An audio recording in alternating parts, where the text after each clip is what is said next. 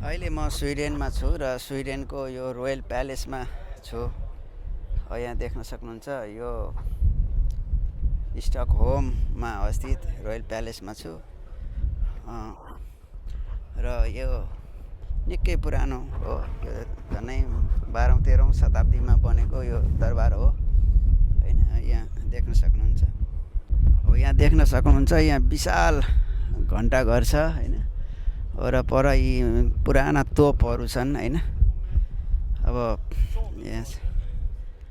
यो स्विडेनको इतिहास पुरानो छ र झन्डै 1300 ताका निकै शक्तिशाली देश हो।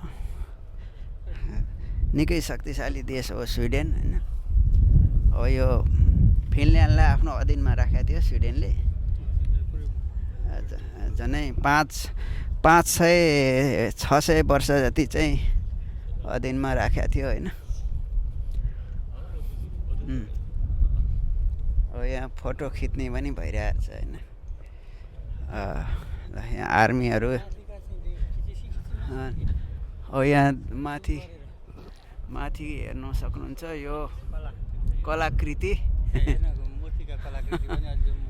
मूर्ति यहाँ हेर्न सक्नुहुन्छ होइन। थरी थरीका कलाहरू छन्।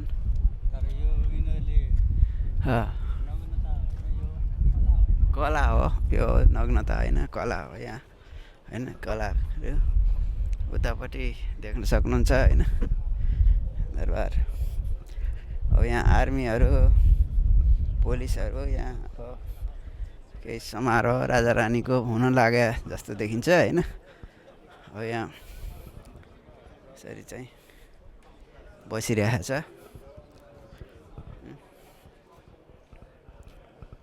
यहाँ चाहिँ यस्तो छ।